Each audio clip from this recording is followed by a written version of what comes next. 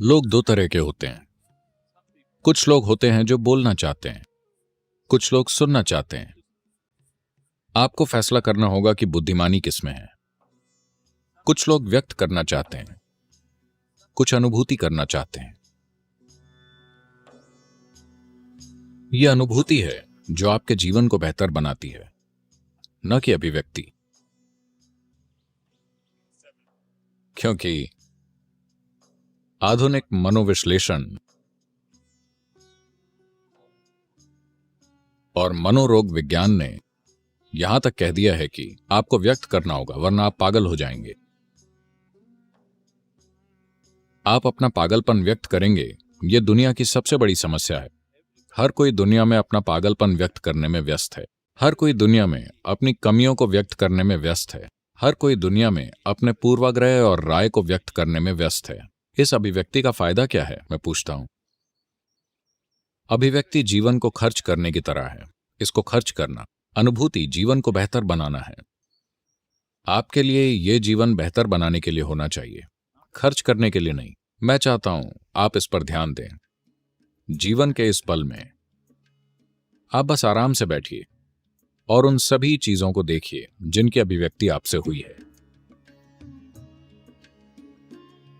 सामाजिक नजरिया छोड़ दीजिए, बस जीवन की तरह देखिए। आप एक दिन पैदा हुए और आप एक दिन मर जाएंगे। इसके बीच में वो सारी चीजें जो आपने कही हैं और की हैं और व्यक्त की हैं, इनका मतलब क्या है? जीवन में इनका महत्व क्या है?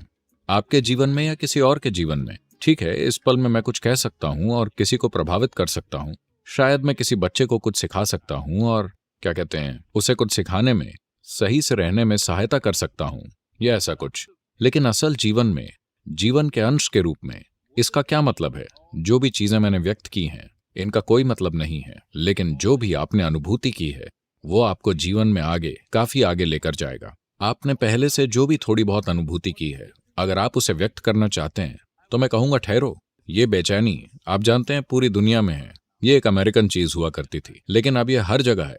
हर कोई बेचैन है। इससे पहले कि वो 20 साल के हों, वो चाहते हैं कि उनके जीवन में सब कुछ हो जाए। हर चीज जो आप जीवन में कर सकते हैं वो हो जानी चाहिए, क्योंकि इस चीज की बेचैनी है।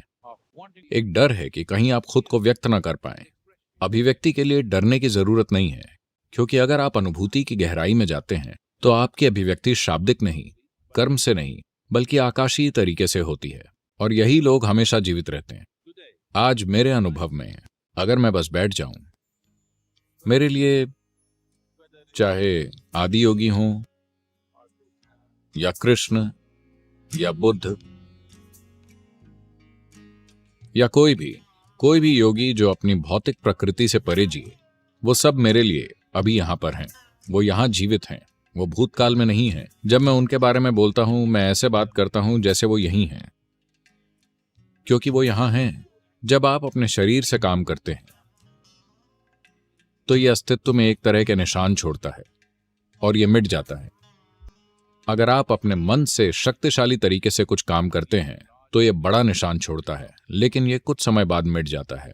अगर आप अपनी भौतिक ऊर्जा को विशेष तरीके से गुंजायमान करते हैं तो यह एक बड़ा, बहुत बड़ा निशान छोड़ता है जो बहुत लंबे समय तक रहता है, फिर यह मिट जाता है। अगर आप इससे परे कुछ करते हैं, आप अपनी मूलभूत चेतना से कुछ करते हैं, तो जो निशान आप छोड़ते हैं वो हमेशा के लिए होते हैं। जब धरती नहीं रहेगी, आपको पता है, आप जानते हैं, सौर मंडल का अपना एक जीवन काल है। धरती के जाने के बाद भी जो कुछ खास लोगों ने छोड़ा है वो रहेगा, क्योंकि जो आप अपनी चेतना के साथ करते हैं वो भौतिक चीजों के साथ नहीं मरता है। भौतिक चीजों के मरने का मतलब किसी इंसान के मरने से नहीं है।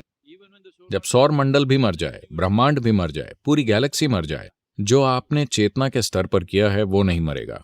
यह हमेशा के लिए निशान छोड़ता है और हमेशा के लिए उपलब्ध रहता है। किसी भी प्रकृति का कोई भी जीव जो जरूरी बोध रखता है, उस जीव के लिए यह हमेशा उपलब्ध रहता है। तो अपने जीवन को अभिव्यक्ति पर फोकस ना करें, यह बेकार जाएगा। अनुभूति, इस जीवन को अनुभूति का जीवन काल बनाएं। सारी साधना ज्यादातर अनुभूति की दिशा में होती है। अभी एक टीचर ट्रेनिंग प्रोग्राम चल रहा है। हम उनसे वो बोलने को कह रहे हैं जो वो जानते भी नहीं है। यह खतरनाक रास्ता है। मैं लगातार उन्हें सावधान कर रहा हूं। एक टीचर को हमेशा अलर्ट होना चाहिए, नहीं तो अज्ञानता आत्मज्ञान का रूप ले लेगी। जो कि बहुत बहुत खतरनाक है, जो हर जगह हो रहा है। किताबें और इंटरनेट लोगों के साथ यही कर रहे हैं, कुछ भी ना जानते हुए। आप सब कुछ जानते हैं, है ना? तो सबसे महत्वपूर्ण चीजों में एक, अगर आप अपने जीवन में आकाशिक तत्व कुछ मजबूती और उपस्थिति के साथ लाना चाहते हैं, तो एक चीज है, लोग सालों के लिए मौन में क्यों जाते हैं? कोई अभिव्यक्ति नहीं, केवल अनुभूति। क्योंकि आप कह क्या सकते हैं? आइए सुने, ये सुने कि सृष्टि और सृष्टिकर्ता क्या कह रहे हैं। हमें सुनना है, हमें अनुभूति करनी है, व्यक्त नहीं करना है। तो साधना ज्यादातर 95% अनुभूति की तरफ है।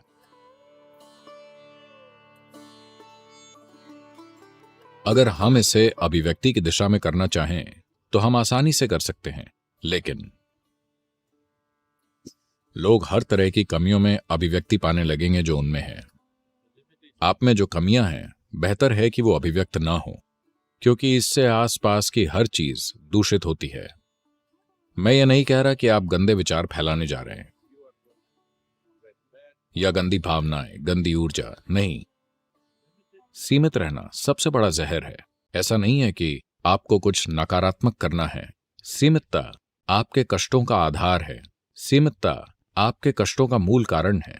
सीमितता जो लोगों ने फैलाई है, विचारों की सीमितता, भावनाओं की सीमितता, अनुभव की सीमितता, सबसे बड़ा जहर है जो लोगों ने निगला है। ये जितना कम बाहर आए उतना ही अच्छा। बिल्कुल बाहर ना आए तो सबसे अच्छा। लोग यहां 25 साल से साधना कर रहे हैं, हम उन्हें एक बार भी बोलने नहीं देते, क्योंकि उन्हें व्यक्त नहीं करना है। उन्हें बस अनुभूति को गहरा करना है, लगातार गहरा करते जाना है, क्योंकि आपको जो अनुभूति करनी है वो करोड़ों गुना, हजारों, लाखों, करोड़ों गुना उस चीज से बड़ी है जो आप कभी व्यक्त कर सकते हैं।